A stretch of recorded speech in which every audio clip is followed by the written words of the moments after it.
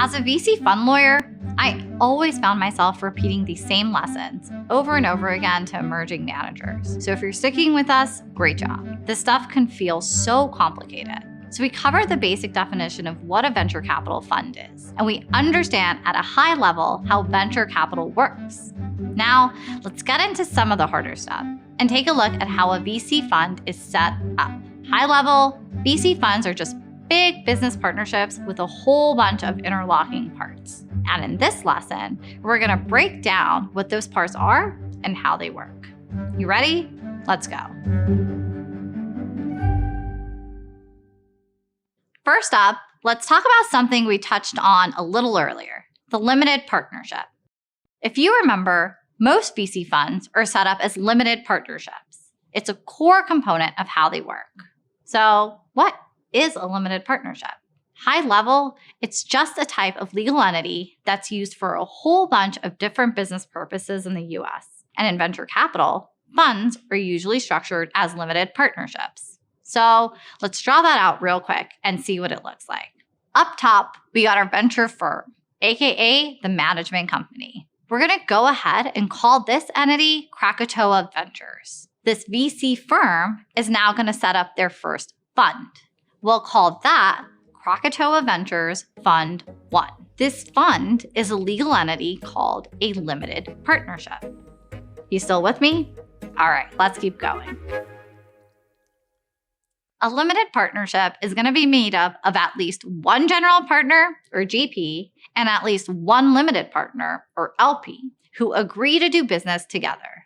Now, if you remember from earlier, this GP manages the fund, and these LPs contribute money to it.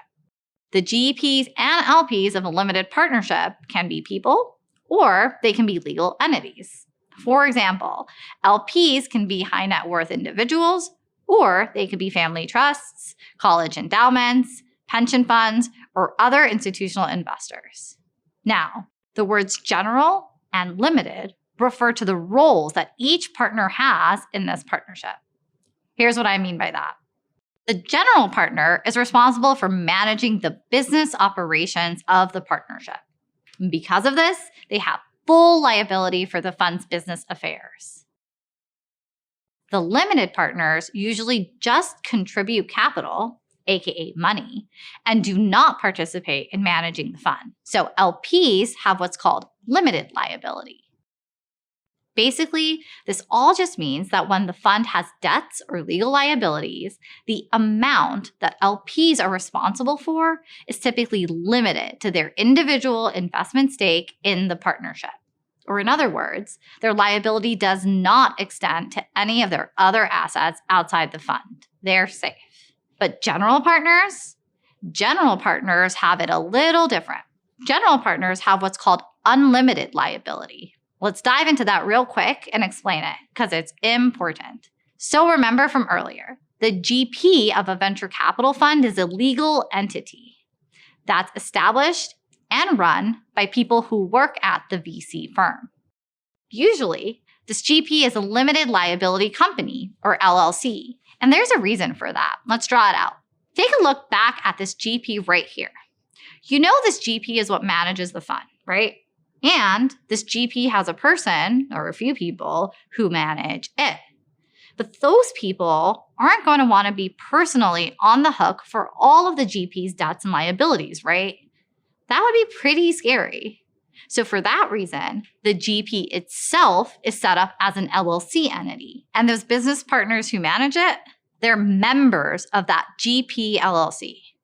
This is a key thing to understand about LLCs. An LLC gives all of its members the safety of limited liability, even though these members can still manage the actual entity itself. And that's why this GP right here is usually set up as an LLC, because now we've got the GP entity assuming all that scary legal liability and not the members who manage it. And if you remember, it also protects the VC firm up top from those same legal liabilities.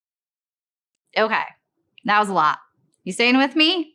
So one more thing. Like we talked about before, there's kind of this casual industry lingo people use to talk about this stuff. So even though the GP is technically a legal entity, there are all these people who work at the firm, Krakatoa Ventures, right up here. And these people have a whole career finding and investing in startups for the fund. And typically, these people have roles in that GP entity right there. So remember how the GP entity is an LLC and the people who manage it are quote unquote members of the LLC? These people right here are those members. So for that reason, in the VC industry, you're probably going to hear these people be referred to as GPs. Basically because saying the words members of the LLC, that is the GP, is a mouthful and it's annoying. And GP is easier to put on your LinkedIn. This phrase also conveys that these people have investment-making authority, meaning they can actually write checks for the VC firm.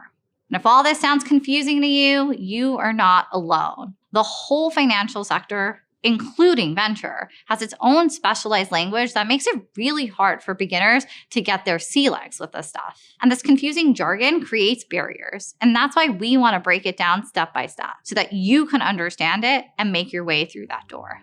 Okay, so in the next lesson, we're going to go a little deeper into limited partnerships in management companies, aka the firm, in order to understand how they function. So take a break, get some air, and when you're ready, jump on over to the next lesson and we'll get started.